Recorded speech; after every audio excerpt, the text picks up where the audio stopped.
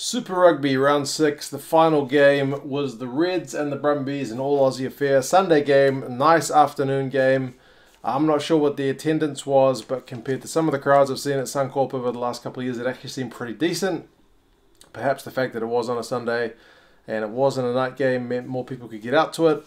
Certainly know if there were afternoon games on here, I'd be more inclined to take my kids, but because they were on at 7:30 here and they're usually well in bed by that time, I never end up taking them. So yeah, big win for the Reds, 36-14.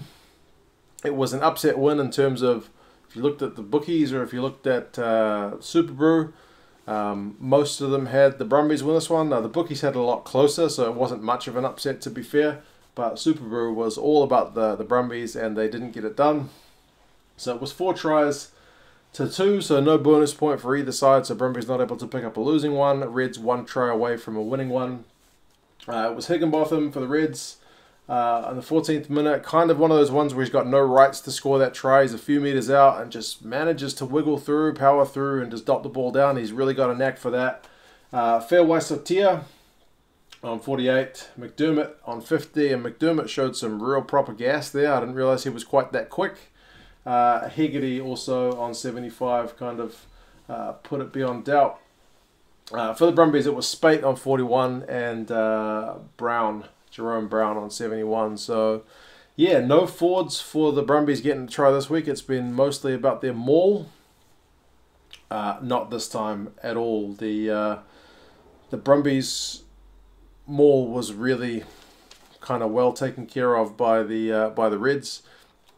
In terms of the way their forward packs fronted up, you'd have to give it to the Reds in terms of, yeah, just the result they were able to put on, because the Brumbies had numerous opportunities where they were able to set up a maul, but it just really wasn't going anywhere. So kudos to Brad Thorne's men. They really put on a big shift, and yeah, were able to really dominate periods of that game. Just a second.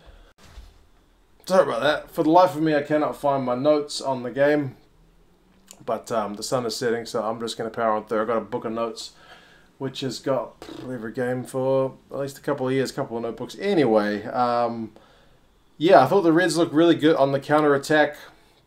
It's not something we're used to seeing. I mean, you can see from a lot of these try scorers, 3 of the 4 are backs, and it's something that was missing from the Reds' play last year. And it's perhaps something that's still a little bit missing from the Brumbies. Like somebody said in the comments in the lead up to this one that it was going to be a battle of 2 forward backs, and seeing kind of how error-ridden the backs would be.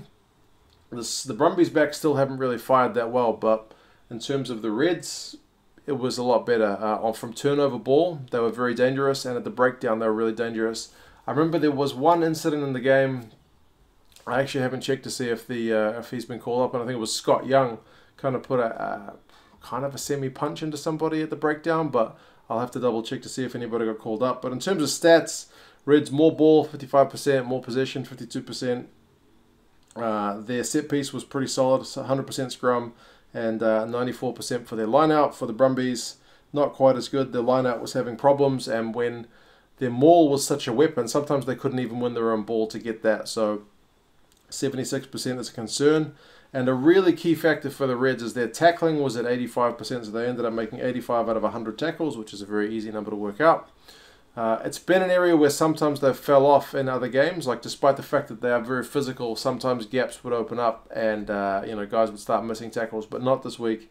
The Brumbies were down at 79%, so 95 out of 121. Not the best rate. So that is kind of a standard Super Rugby rate to be in the high 70s, but it still wasn't enough for this one. So yeah, the Reds, I guess you could say, I mean, surprisingly good.